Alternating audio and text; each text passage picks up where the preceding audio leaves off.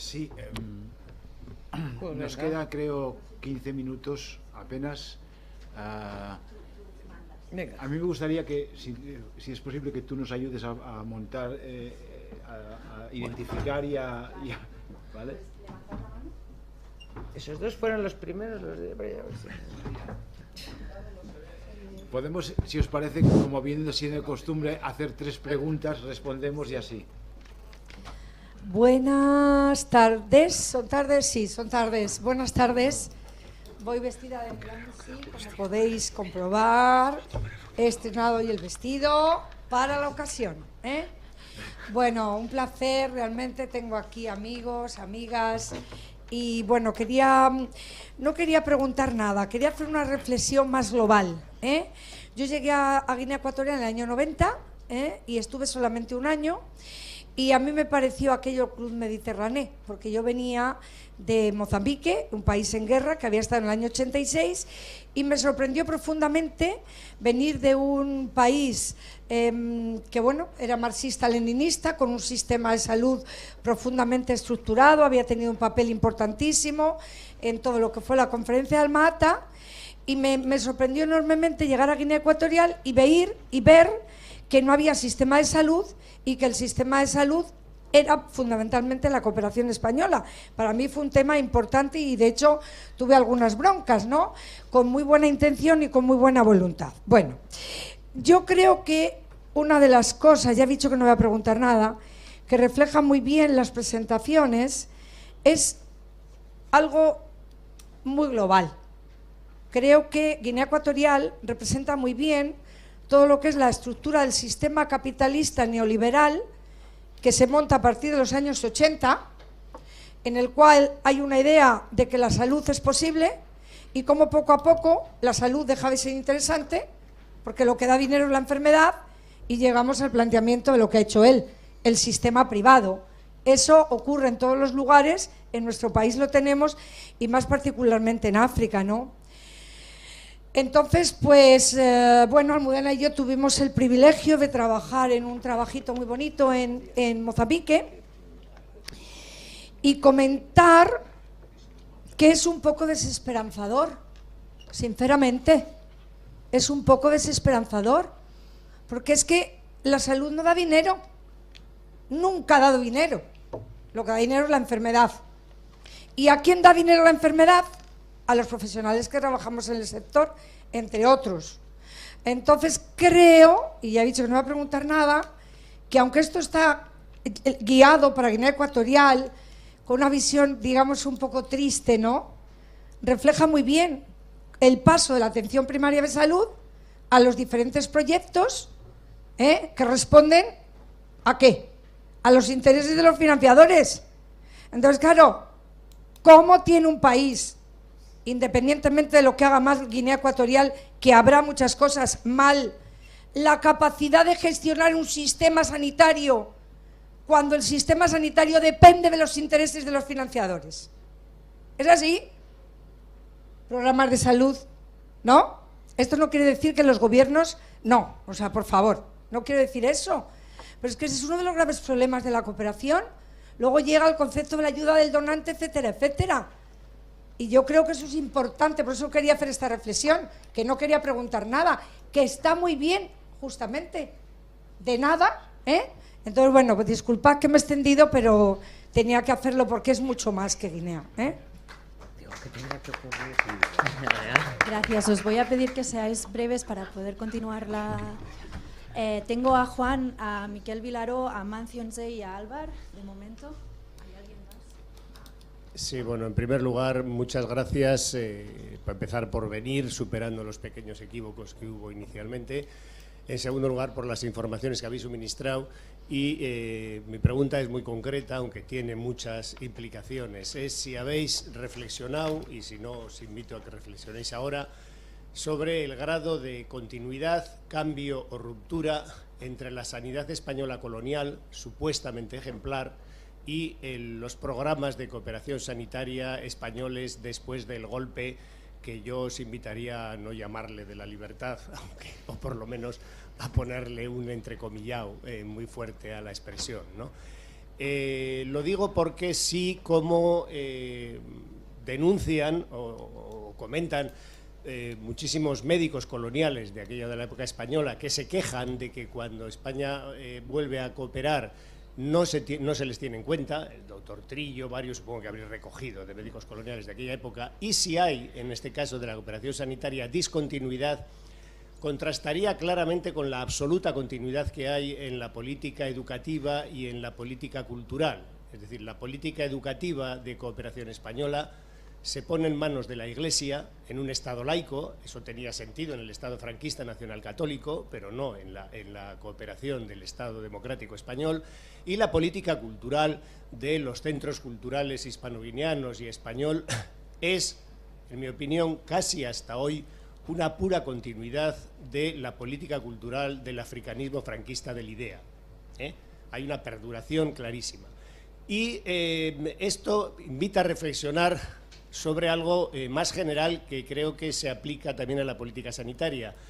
En mi opinión, la cooperación española con Guinea Ecuatorial desde el principio es un retorno neocolonial a España para intentar enmendar los supuestos errores que cometió en la descolonización colonial con respecto a Macías. Es decir, aquello salió mal e intenta que ahora salga bien. Intenta que ahora salga bien apoyando a un señor que da ese supuesto golpe de la libertad con el consentimiento, la iniciativa y el apoyo del rey Juan Carlos, del presidente Giscard d'Estaing y el permiso del Departamento de Estado americano. Un índice de la continuidad más claro que el agua es incluso en el plano militar. El mismo jefe de las fuerzas de la Guardia Civil, Luis Bárcena, que es el responsable de la evacuación de los españoles en su momento, y a quien Macías le propuso ser jefe del ejército guineano, de la Guardia Nacional guineano, y él rehusó, es enviado poco antes del golpe de Obiang a Gabón a ponerse en contacto en el Ministerio del Interior de Gabón con los servicios secretos franceses para organizar el golpe de Obiang. Luego hay, de repente, cosas que... Sí, bien, no, os digo esto porque sin entender los motivos económicos y políticos que llevan a la generosa cooperación española con Guinea desde el principio, no se puede entender la crisis del 93, no se puede entender las razones económicas y políticas que subyacen a la crisis del 93.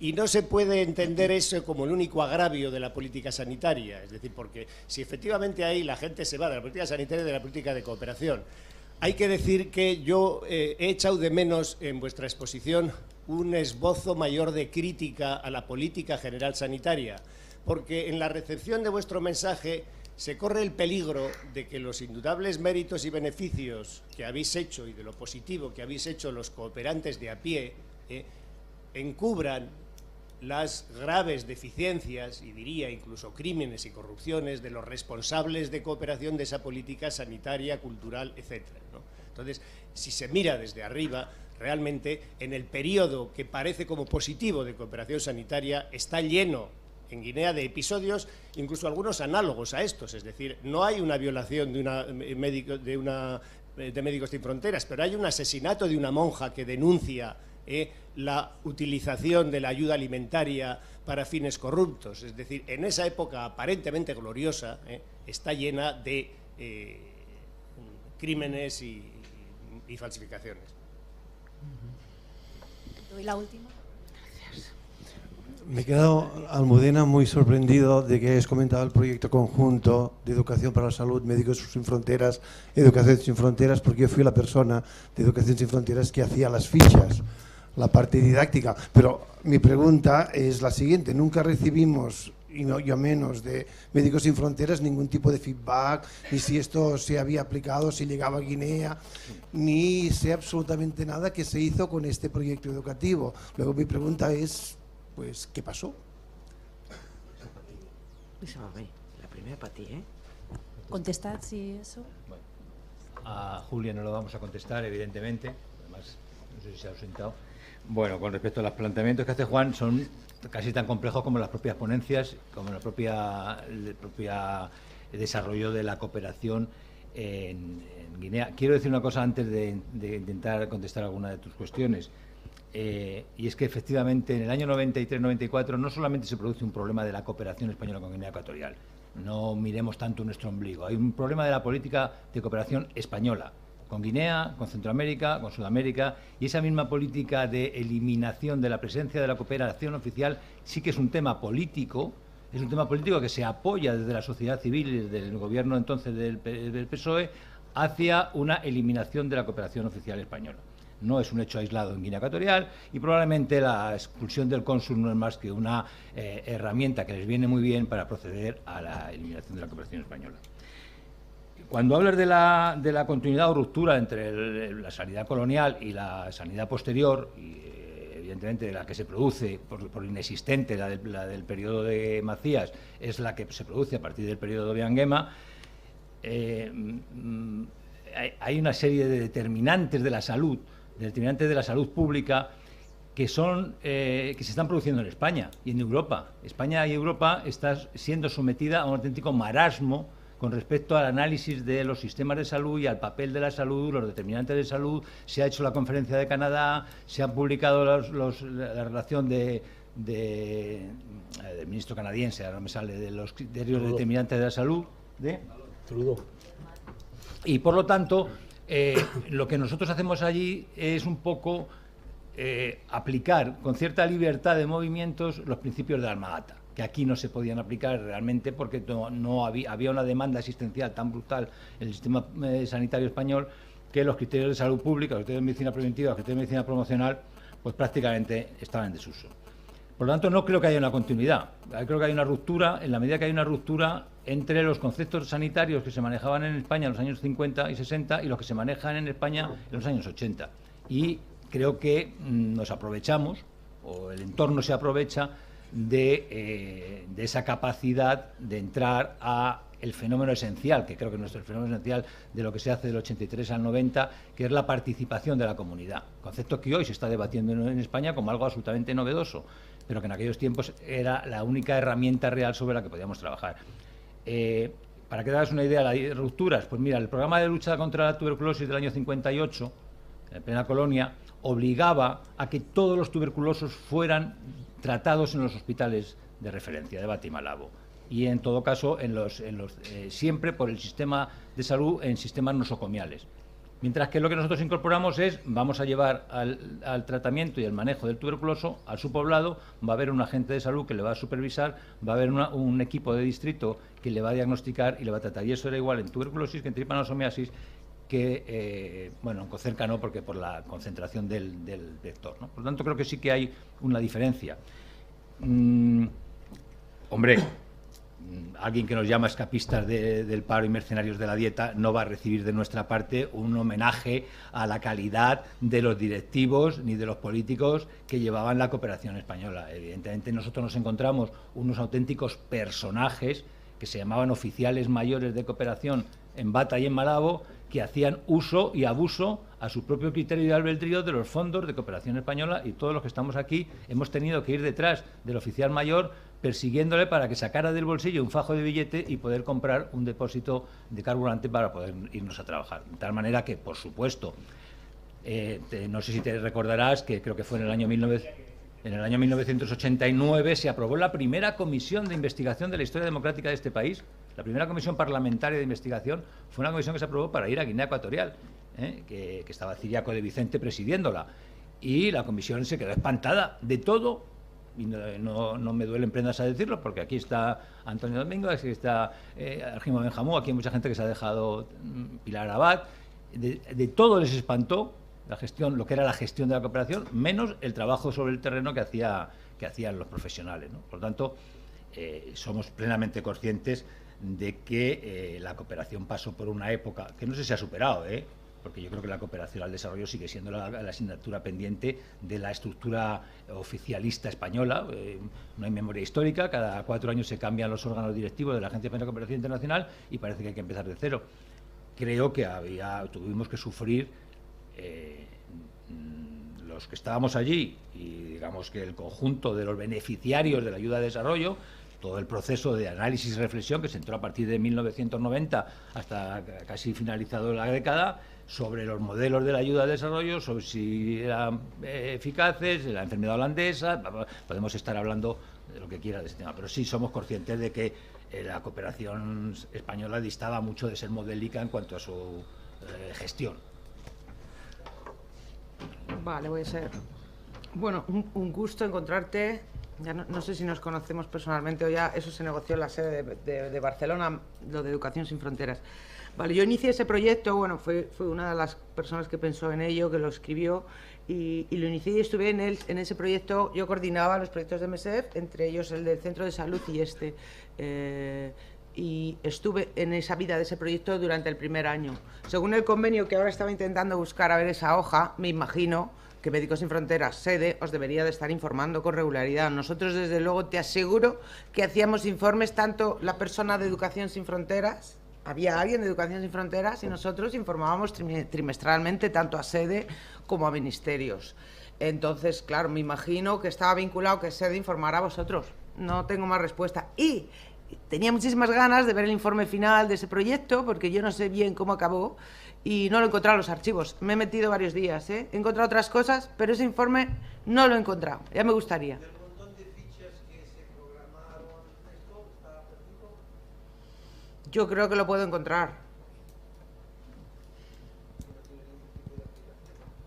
¿Perdona? Ah, ¿actualmente? No, aquello se cayó, como todos los proyectos. El Ministerio de Educación no firmó continuidad, no se arregló con el Ministerio de Sanidad. No me sé el detalle final porque yo ya no estaba trabajando en el país, ni estaba estaba estudiando, o sea que no me sé el detalle final y lo siento, me gustaría. A lo mejor lo conseguimos, tengo que remover más. Si eso, luego nos damos el contacto. Gracias.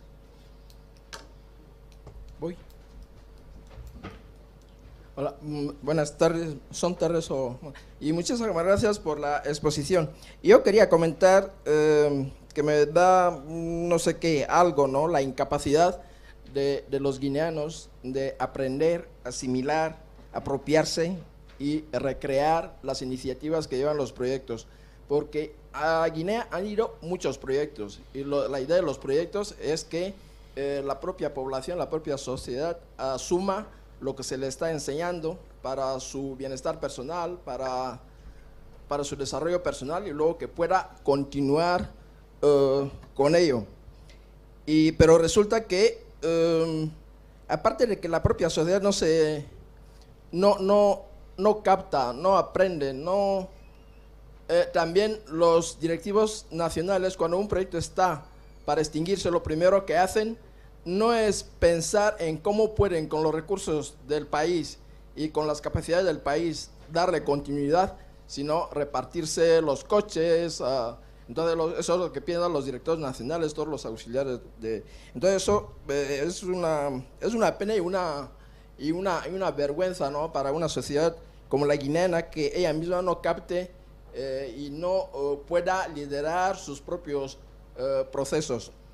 Y luego lo otro es pedir a todos los que habéis trabajado en Guinea perdón por nuestra ingratitud, porque muchos de ellos, a pesar del desprendimiento con el que muchos han trabajado, cuando entraba sí que encontré a Ramón, recordando que a Ignacio se le llamaba Alú, ¿no? Porque se quedaba hasta la noche, hasta que viera con detalle a todos los enfermos y no salía de ahí. Pero creo que Ignacio, desgraciadamente, no sé si guarda amigos de Guinea.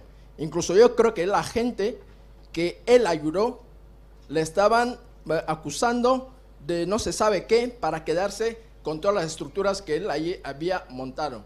Pido perdón para eso y os doy 1000 veces gracias por los pocos guineanos o los muchos que puedan ser gratos, porque los guineanos transmitimos una sensación de ingratitud bastante terrible. Porque, bueno, se ve también en actos como este. Yo creo que, bueno, los que estáis ahí, no sé si veis a más guineanos que a blancos españoles aquí sentados. O sea, el poco interés que ellos ponen, incluso ese mismo proyecto podía, a partir de un determinado momento, ser propuesto y organizado por los propios guineanos. Y luego, a Héctor le quiero hacer una pregunta. De las dificultades que ha mencionado para el acceso de la gente, no he escuchado las dificultades económicas, cuando a todo el mundo les consta que en los hospitales de Guinea, tantos públicos, ¿no? Ya no digamos esos de referencia, los La Paz, los Guadalupe, los tal, ¿no? Incluso en los hospitales públicos como el Damián Roku, o sea, si a uno le piden 10.000 francos para hacerle una cosa por la que puede morirse, si no tiene 10.000 francos se muere. Pero no le he oído mencionarlo.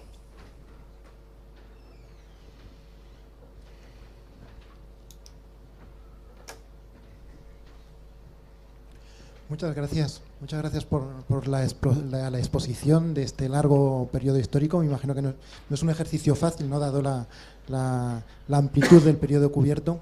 También daros las gracias por la inestimable labor que habéis llevado a cabo en Guinea Ecuatorial. Conozco a algunos de vosotros, conozco vuestro compromiso, vuestra dedicación.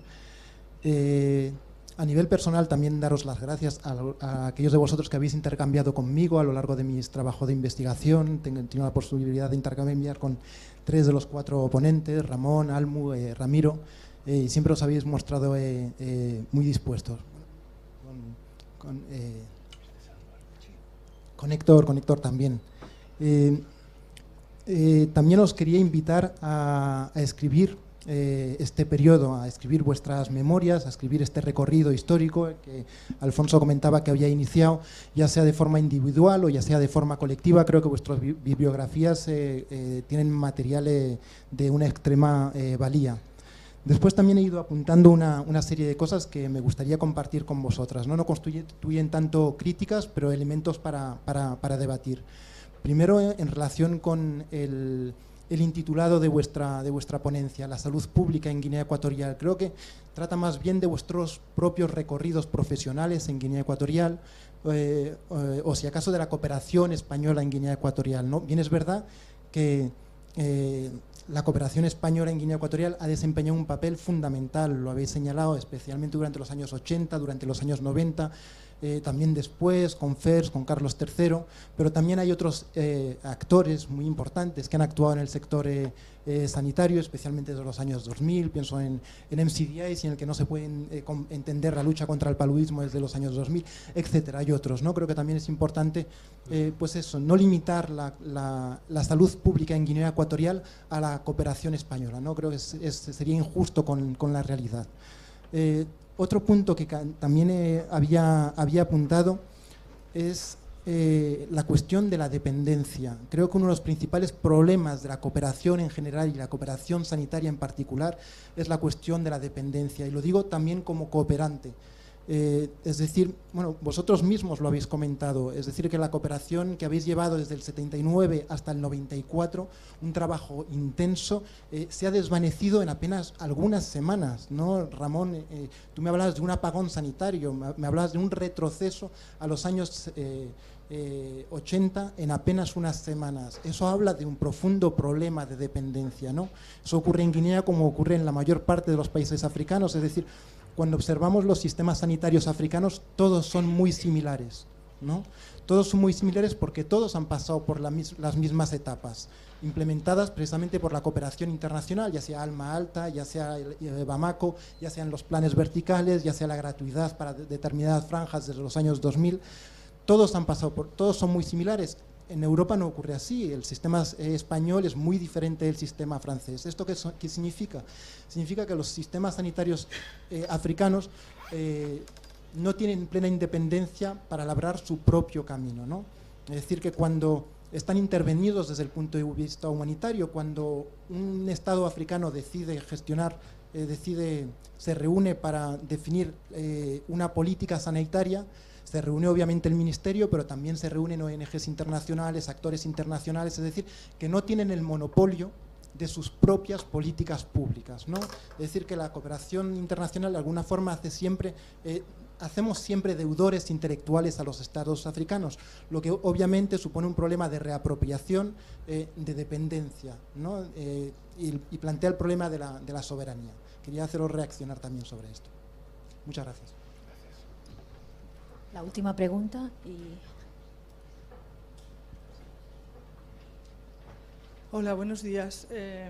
Me dedico a las lenguas y a la comunicación y he venido a esta sesión porque quería haceros una pregunta, puesto que en el mundo de las lenguas y de la lingüística no he encontrado ninguna información. Me gustaría saber qué sucede con los sordos en Guinea Ecuatorial. los sordos, con las personas sordas. ¿Forman parte de un grupo con una enfermedad o son una minoría lingüística? Muchas gracias. ¿Sabes si se hace algo con nosotros? Si queréis contestar, nos quedarán 2 preguntas para después. Sí, bueno, yo muy breve, decirle a Álvar que estoy absolutamente de acuerdo contigo en todo lo que has dicho. Sí, y que, si aumentan el volumen igual, no hace falta que me ponga encima. Pero es que no puedo más. Ahora lo han aumentado, gracias. Bueno, decirle a Álvar que estoy básicamente de acuerdo en todo lo que has dicho, sobre todo en el tema de dependencia, pero yo también añadiría que eso es una especie de problema que tiene cómplices. Y es muchas veces la falta de voluntad por parte de los que tienen la posibilidad de dar continuidad a lo que se hace, en lugar de aprovecharse de ello, como también han dicho por ahí, ¿no? Yo te aseguro que tal como estaba el sistema de atención primaria de salud en el momento en que tuvimos que irnos, con muy poca inversión se hubiera podido continuar de una forma bastante digna, porque sobre todo las personas y los conocimientos estaban. Cuando hubo el problema de la mucosanguinolenta, yo estuve en Mongomo y no tenía ni dinero, ni coche, ni salario. Sin embargo, con el equipo que habíamos formado, montamos un sistema de vigilancia epidemiológica que fue capaz de controlar diariamente todo el distrito, los nuevos casos que había, tratar los nuevos casos que se producían, derivar al hospital los casos que estaban más graves, y lo hicimos a base de movilizar recursos existentes, es decir, los coches de los comerciantes y la gente que estaba allí preparada. Y vino después la OMS a ver cómo nos lo habíamos montado, y de las enseñanzas que pudimos obtener allí, se montó el sistema de vigilancia que acabó con la mucosanguinolenta a nivel de todo el país. La gente estaba y no hacía falta tantos recursos.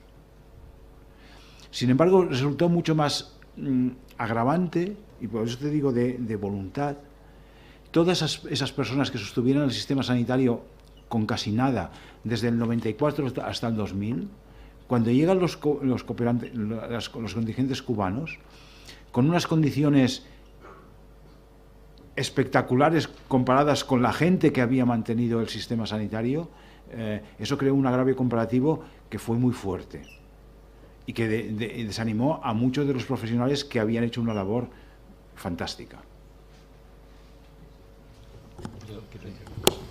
Yo quiero también hacer un comentario a la idea general de Álvar, que evidentemente pues es incontestable. En cuanto al tema más operativo de la ponencia de hoy, de la mesa de hoy, realmente lo que se nos pidió fue que hiciéramos un poco un análisis vinculado a la cooperación española. Hubiera sido un poco presuntuoso por nuestra parte hablar de la cooperación francesa, hablar de la OMS, hubiera exigido otro perfil. Aquí ha habido también una carga emocional en las ponencias, es decir, estábamos hablando de nuestros corazones y de lo que hemos vivido. Más allá de los datos fríos, en algunos casos tenemos que dar datos fríos, estamos en un medio universitario, en un medio riguroso, y hay que contrastar. No vamos a pasarnos toda la ponencia hablando de las emociones, que podríamos haber estado y deberíamos escribirlo, efectivamente, como tú dices, ¿no? Mucho más interesante me parece la segunda parte de tus consideraciones. Se ha debatido, y se lo decía Juan, es decir, el fenómeno del análisis de la dependencia de la ayuda, el neoimperialismo que genera los organismos internacionales, llámese PNUD, llámese OMS o llámese Fondo de Naciones Unidas para el Desarrollo, es espectacular, y evidentemente hay una vocación de generar dependencia. Eso está fuera de toda duda. El cómo salirse de esa dependencia y el cómo aprovecharse de la dependencia para hacer una especie de palanca, aprovecharte de la fuerza del enemigo para tirar tú para adelante, es una cosa que ha dicho fantásticamente Almu, ¿no? Es decir, al final todos son todos son muy malos, todo está muy mal, pero hay que trabajar y hay que tirar para adelante. Y entonces yo creo que también es verdad que las personas, los países, las personas, no los países, no los directivos, como decía el otro señor, las personas tienen que empezar a asumir el liderazgo de sus propias vidas y de sus propias organizaciones y sus propias administraciones. ¿Qué pasó en el periodo que hemos descrito? Pues que el país estaba tan deteriorado, estaba tan abandonado, que generaron una conjunción entre un grupo de gente que quería trabajar y otra gente que estaba dispuesta a ser ayudada, entre comillas, o a trabajar con un mínimo de ayuda, se pudo hacer. A lo mejor hoy ya no es tan fácil, porque la estructura social, la estructura económica es completamente distinta. Es un tema muy delicado, pero desde luego la dependencia de la ayuda al desarrollo y de la ayuda económica internacional es un objetivo fundamental intrínseco de la ayuda al desarrollo y de la ayuda económica internacional. Sí, yo voy a intentar contestar a lo que me decía Mariano, ¿es tu nombre? ¿Nze? Amancio Nze, ¿no? Vale, sobre el dinero. Sí, tienes razón, no la he comentado, pero la he obviado de alguna manera porque, bueno, por supuesto que todo el mundo lo sabe. Evidentemente, hasta la sanidad pública hay que pagar en Guinea Ecuatorial. Solamente hay 2 grandes capítulos en los cuales se asume el gasto de la medicación y del diagnóstico, y es, por ejemplo, en el paludismo, ¿de acuerdo? El diagnóstico de lo que es de paludismo es gratis, y el tratamiento basado en el protocolo del país del tratamiento es gratis. Sin embargo, son consultas en las que también se acaban pagando, porque no solamente vas ahí al paludismo, tienes fiebre, tienes mal estado general y te piden otro tipo de baterías diagnósticas. Vas a pagar por el Vidal, el test de Vidal para tifoidea y otras cosas más, y un hemograma completo, porque habrá que ver cómo tienes los leucocitos, si te encuentras mal, ¿no? Por ejemplo. Entonces, eso sí que lo vas a pagar. Y después, también hay gratis todo lo que es el tratamiento de los antirretrovirales, del VIH, ¿de acuerdo? Que yo pienso que es de las cosas a señalar, ¿no?, como importantes dentro de lo que es la cobertura sanitaria del país. Bueno, no sé si te contesto de alguna manera, pero es que, francamente, hay que pagar. Porque también lo he obviado, porque todos, yo lo he dicho, en Guinea Ecuatorial somos de nuestra clase y el sistema sanitario es de nuestra clase. Nadie que necesite atención no va a conseguir. Sí, vale. Todo el mundo en algún momento, sea antes o sea más tarde, va a conseguir dinero de algún lugar para poder ir donde sea el Hospital General o sea La Paz. Siempre encontrarás la vía, no sé cómo, pero siempre se encuentra. Quizás alguien pueda comentarlo cómo, pero siempre se hace, ¿vale? O sea, para un poco neutraliza pues el hecho de que se tenga que pagar todo. Voy a intentar contestar a lo de los sordos.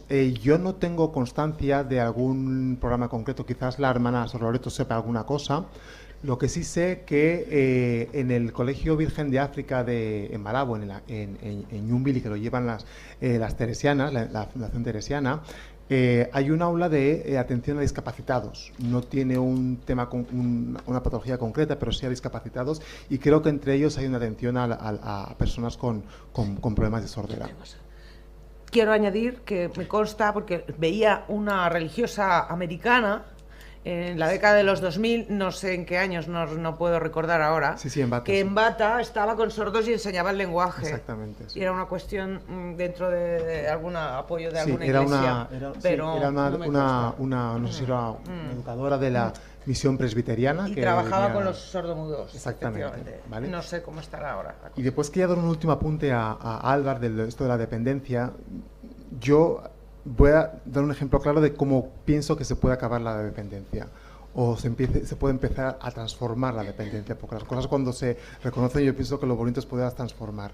Es cuando se decide adquirir liderazgo en las cosas que, en este caso de salud, en los temas de salud que te competen. Yo tengo el caso, eso se está haciendo mucho en África del Sur, países como Swaziland, Lesotho y mismo Sudáfrica.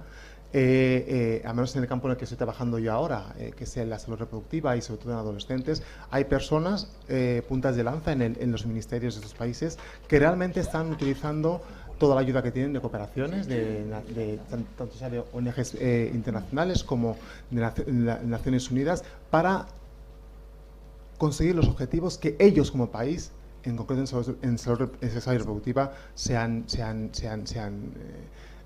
marcado. Y eso se consigue.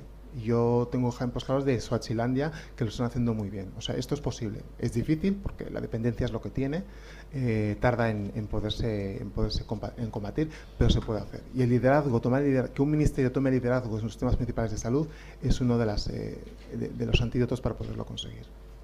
Disculpa, tenemos un pequeño problema de tiempo. Este panel se terminaba a las 12:15 y son 40. La siguiente ponencia empezaba a 1:30. Tengo a 2 palabras pedidas. No sé cómo lo queréis hacer. Doy medio minuto. Si no, podemos continuar el debate después de la siguiente ponencia porque va a seguir un poco la por temática. acabo que nos lo comenten ahí fuera. O... Sí, si nos importa. O algo corto o breve, sí. Bueno, eran Rosa y este señor. Me sabe muy mal hacer esto. Bueno, pues cerramos y seguimos la conversación de hoy.